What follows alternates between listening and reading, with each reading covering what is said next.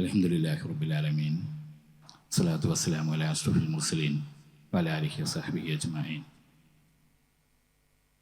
വേദിയിലിരിക്കുന്ന ഗുരുജനങ്ങളെ, സയ്യിദന്മാരെ, പ്രിയപ്പെട്ട വിശ്വാസി സമൂഹമേ, സഹോദരീ സഹോദരന്മാരെ, പരിശുദ്ധരായ സയ്യിദുനാ റസൂലുള്ളാഹി സ്വല്ലല്ലാഹു അലൈഹി വസല്ലമ തങ്ങളുടെ ജന്മമാസവുമായി ബന്ധപ്പെടുത്തി വളരെ സാഘോഷം, വളരെ ശ്രദ്ധേയമായ ഒരാശയത്തെ നമുക്കിടയിൽ വളരെ മനോഹരമായി സന്നിവേശിപ്പിച്ച് ഈ സമൂഹത്തിന് എല്ലാ അർത്ഥത്തിലുമുള്ള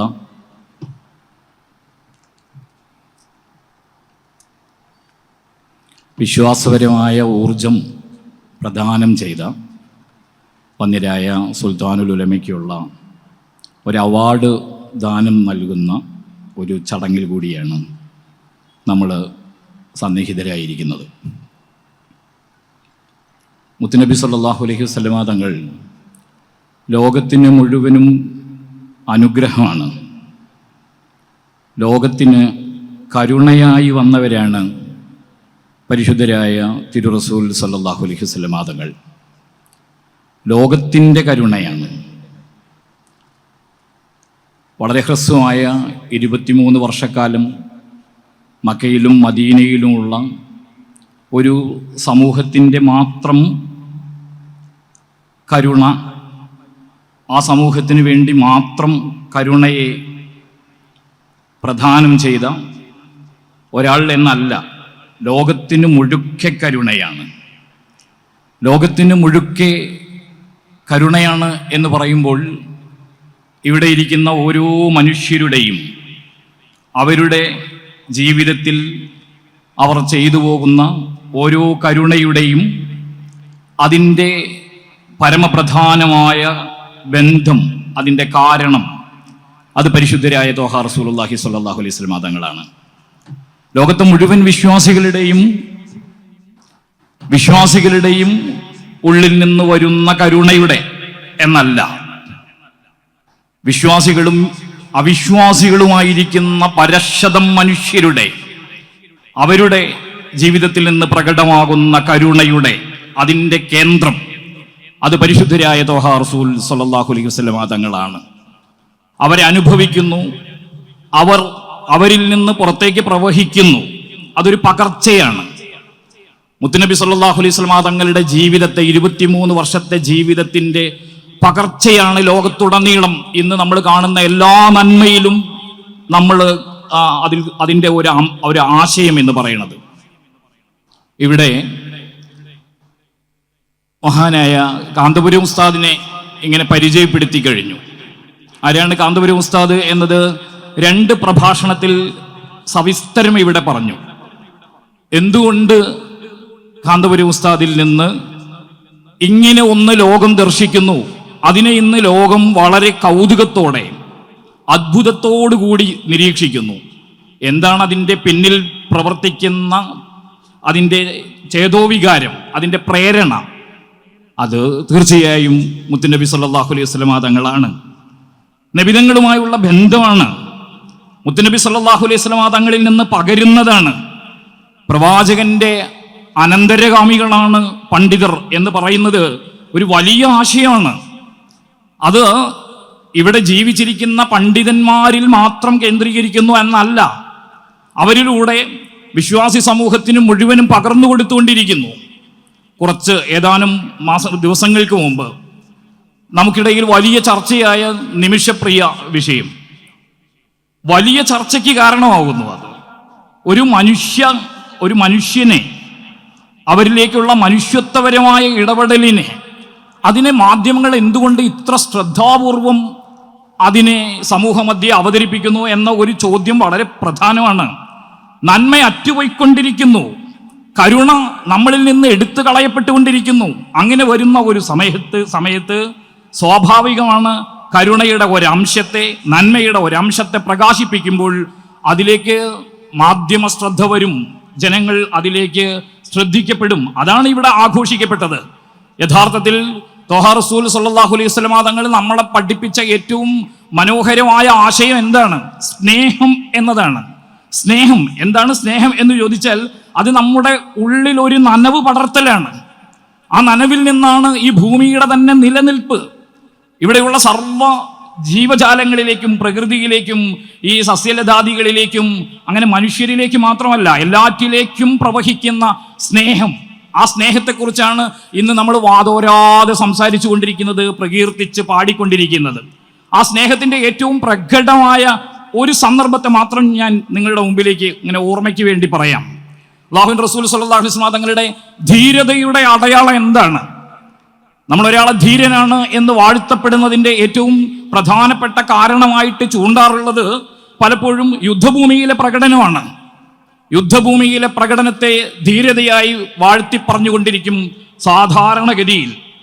എന്നാൽ മുത്തുനബി സല്ലല്ലാഹു അലൈഹി വസല്ലം തങ്ങളുടെ ധീരതയുടെ അടയാളം എന്താണ് എന്ന ചോദ്യത്തിൻ്റെ ഉത്തരം അത് ബദറിൽ കണ്ടതോ ഉഹദിൽ കണ്ടതോ സമാനമായ ഏതെങ്കിലും യുദ്ധത്തിൽ നിർണായകമായി വന്ന സന്ദർഭങ്ങളിലുണ്ടായ യുദ്ധങ്ങളിൽ പ്രകടമായതോ അല്ല. അതിലേറെ ധീരമായ ഒരു കൃത്യം നമുക്ക് കാണാൻ പറ്റുന്നത് മക്കം ഫത്ഹിനാണ്. അതിൻ്റെ ചരിത്ര പശ്ചാത്തലത്തിലേക്ക് നമ്മൾ പോകുമ്പോഴാണ് നമുക്ക് അതിൻ്റെ ഒരു ഗൗരവം മനസ്സിലാവുക.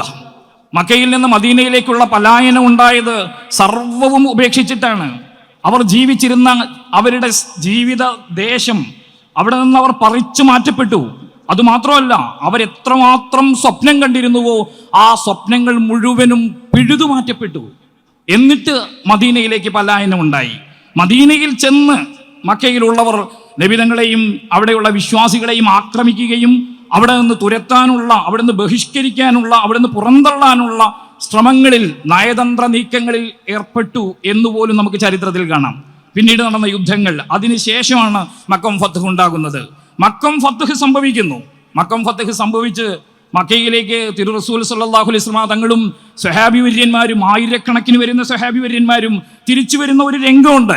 ആ സന്ദർഭത്തിൽ നേരത്തെ പീഡനങ്ങൾക്ക് നേതൃത്വം നൽകിയിരുന്ന മക്കയിലെ എല്ലാ ക്രൗര്യത്തിൻ്റെയും മൂർത്തിമദ്ഭാവങ്ങളായിരിക്കുന്ന മുഴുവൻ അവിടെയുള്ള പ്രമാണിമാരുടെയും തല കുനിഞ്ഞുപോയി.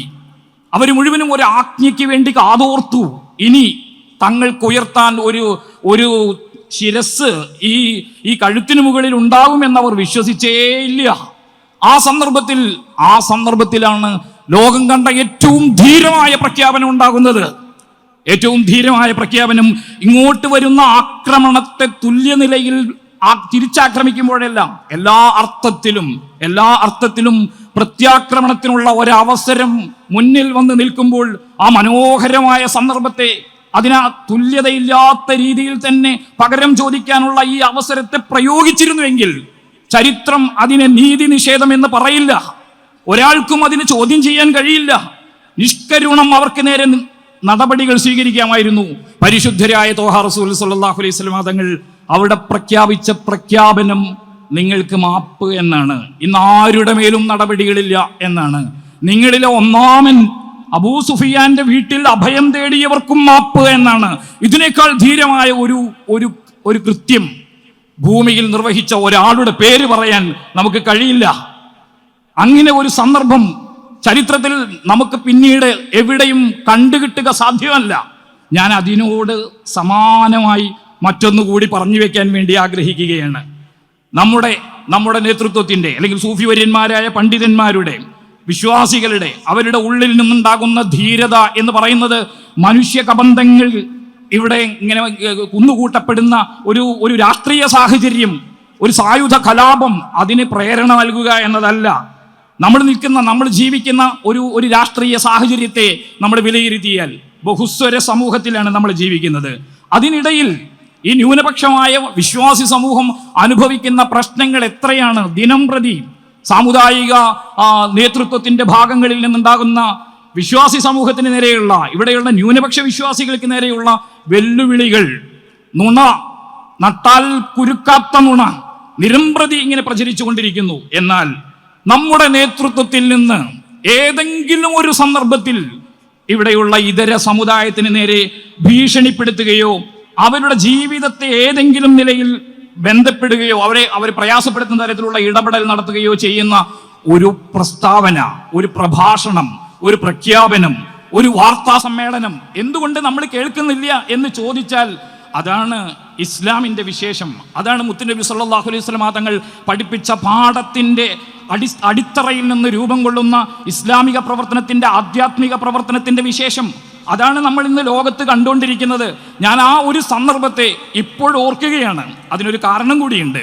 ആ കാരണം നിലനിൽക്കുന്ന ഒരു സാമുദായിക വിശ്വാസി സമൂഹത്തിൻ്റെ, വിശേഷിച്ചും നമ്മുടെ ഒരു സമസ്തയുടെ പിളർപ്പുമായൊക്കെ ബന്ധപ്പെട്ട് കിടക്കുന്ന ഒരു പഴയ ചരിത്രത്തിൽ നിന്ന് പുതിയ വർത്തമാന സാഹചര്യത്തെ നിരീക്ഷിക്കുമ്പോൾ തോന്നുന്ന ഒരു കാര്യം കൂടി പറഞ്ഞ് ഞാൻ ഈ വേദിയിലെ സംസാരം അവസാനിപ്പിക്കും.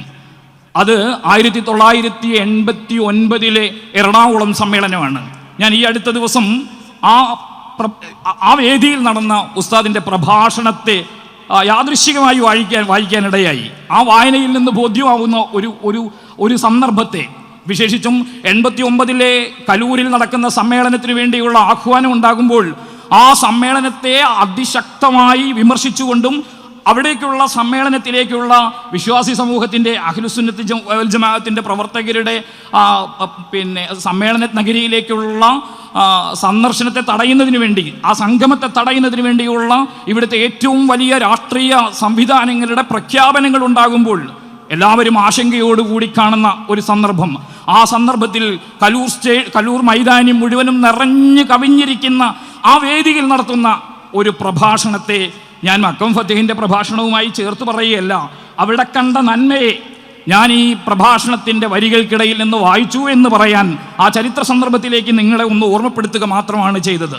ആ സമ്മേളനത്തിൻ്റെ ആരവങ്ങളിൽ, വിജയാരവങ്ങൾ മുഴങ്ങുന്ന ആ വേദിയിൽ വെച്ച് യഥാർത്ഥത്തിൽ പറയേണ്ടിയിരുന്നത്, സാധാരണഗതിയിൽ ഇങ്ങനെയുള്ള വെല്ലുവിളികളോട്, ഇങ്ങനെയുള്ള പ്രകോപനങ്ങളോട് തുല്യനാണയത്തിൽ പ്രതിരോധിക്കുക എന്നത് സ്വാഭാവികതയാണ്. ആ സ്വാഭാവികതയിൽ നിന്ന് പറയേണ്ടത്, ഇത് നിങ്ങൾക്കുള്ള ഏറ്റവും ഒടുവിലത്തെ ഉദാഹരണമാണ്, ഇത് ഏറ്റവും ഒടുവിലത്തെ സന്നാഹമാണ്, ഇനി അടങ്ങി നിൽക്കണം എന്ന് പറഞ്ഞ് പ്രവർത്തകരെ വികാരം കൊള്ളിക്കേണ്ട ഒരു സന്ദർഭത്തിൽ വന്നിരായ കാന്തപുരം ഉസ്താദിൻ്റെ ആ പ്രഭാഷണത്തിൽ സത്യം ജയിക്കും, അഹ്ലുസുന്നത്തി വൽ ജമാഅ എന്ന് പറയുന്നത് സത്യമാണ്, സത്യം എന്നും ജയിക്കും. പക്ഷേ സത്യം ജയിക്കും, നമ്മൾ ജയിച്ചു എന്നുള്ളത് കൊണ്ട് ഇത് നമ്മുടെ മാത്രം ജയമാണ് എന്ന അഹങ്കാരം നമുക്കുണ്ടാവരുത്. ഇതൊരിക്കലും ശത്രുക്കൾക്ക് നേരെയുള്ള നമ്മുടെ ഭാഗത്തു നിന്നുള്ള ഏതെങ്കിലും തരത്തിലുള്ള പ്രകോപനങ്ങൾക്കോ ഏതെങ്കിലും തരത്തിലുള്ള ആക്രമണങ്ങൾക്കോ കാരണമാവരുത്. ഒന്നുകൂടി അപ്പുറത്തിരിക്കുന്നവർ ആരായിരുന്നാലും അവർ സയ്യിദുമാരാണ്, അവരെ ബഹുമാനിക്കണം, സയ്യിദന്മാരെ ബഹുമാനിക്കണം, വിശ്വാസി സമൂഹത്തെ ബഹുമാനിക്കണം. ഒരു വിശ്വാസി സമൂഹത്തിന് ചെയ്യാനുള്ളത് എന്താണ്, ഈ ഭൂമിയിൽ നമുക്ക് നിർവഹിക്കാനുള്ള ധർമ്മം എന്താണ് എന്ന് ഏറ്റവും നിർണായകമായ ഒരു സന്ദർഭത്തിൽ, ഏറ്റവും വൈകാരികമായ വിക്ഷോഭങ്ങളാൽ ഇങ്ങനെ കലങ്ങിമറിഞ്ഞിരിക്കുന്ന ഒരു സദസ്സിന് മുമ്പിൽ അക്ഷോഭ്യനായി നിന്നുകൊണ്ട് ഇങ്ങനെ പറയാൻ ആർജവം കാണിക്കുന്ന ഒരു നേതാവ് നമുക്കുണ്ടാകുന്നത് അക്ഷരാർത്ഥത്തിൽ പരിശുദ്ധരായ ത്വാഹ റസൂൽ സ്വല്ലല്ലാഹു അലൈഹി വസല്ലം തങ്ങളെ ഇങ്ങനെ പകർത്തിയതുകൊണ്ടാണ്. ഞാൻ ഒരു വാക്കുകൊണ്ട് അവസാനിപ്പിക്കാം. പൊന്നാനിയിൽ വെച്ച് പ്രശസ്ത എഴുത്തുകാരൻ, കവി ലീലാകൃഷ്ണൻ പറഞ്ഞ ഒരു വാക്കാണത്. അദ്ദേഹം കേരള യാത്രയുടെ സ്വീകരണ വേദിയിൽ വെച്ച് പ്രസംഗിക്കുമ്പോൾ ഈ ദേശത്തെ ആളുകൾ മുഴുവനും ആ പ്രസംഗം കേട്ടതാണ്.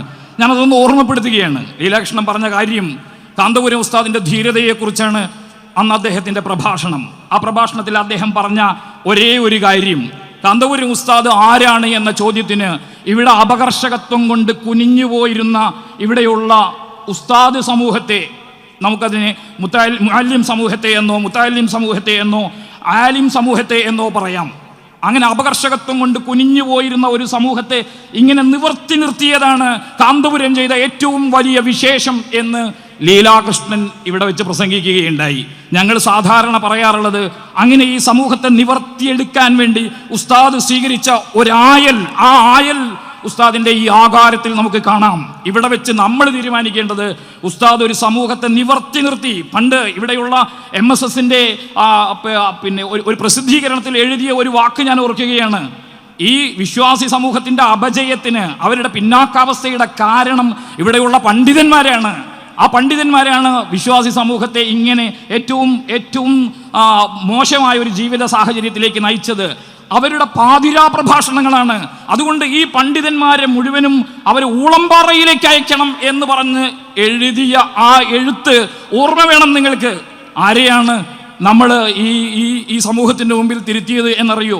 ഇവിടെയുള്ള ഈ ഞാൻ ഈ പറഞ്ഞ സാമുദായിക സംഘടനകൾ ഉണ്ടാക്കുന്ന സ്ഥാപനങ്ങൾ നിങ്ങൾ ആലോചിക്കുക. അവരുണ്ടാക്കിയ സ്കൂളുകളെ, അവരുണ്ടാക്കിയ കോളേജുകളെ, ഈ സ്കൂളുകളും കോളേജുകളിൽ നിന്നും എന്തായിരിക്കും ഒടുവിൽ ഉണ്ടായി വരിക? തീർച്ചയായും അപകർഷകത്വം പേറുന്ന ഒരു വിശ്വാസി സമൂഹം ഉണ്ടായി വരുമായിരിക്കും. ഏറ്റവും സാമുദായികമായ ഒരു ബോധം അവിടെ പ്രവർത്തിക്കുന്നുണ്ട്. വിശ്വാസപരമായ ഒരു ബോധം അവിടെ പ്രവർത്തിക്കുന്നുണ്ടോ എന്നതാണ് ചോദ്യം. അതിൻ്റെ മുന്നിൽ നിന്നുകൊണ്ടാണ് ഉസ്താദ് കേരളത്തിലുടനീളം വിദ്യാഭ്യാസ സമുച്ചയങ്ങൾ ഉണ്ടാക്കിയത്. ആ വിദ്യാഭ്യാസ സമുച്ചയങ്ങളുടെ പ്രാധാന്യം എന്തായിരുന്നു എന്ന് ചോദിച്ചാൽ മതം മാത്രമല്ല, വ്യത്യസ്ത പ്രൊഫഷണൽ രംഗങ്ങളിൽ പ്രവർത്തിക്കുന്ന ധാരാളം പേരെ അവർക്ക് വിശ്വാസപരമായ കരുത്ത് പ്രദാനം ചെയ്യാൻ പ്രാപ്തമായിരുന്നു ആ വിദ്യാഭ്യാസ സ്ഥാപനങ്ങൾ. അതാണ് ഒരു ഇസ്ലാമിക സമൂഹത്തിൽ നിന്നും ഉണ്ടായി വരേണ്ടത്.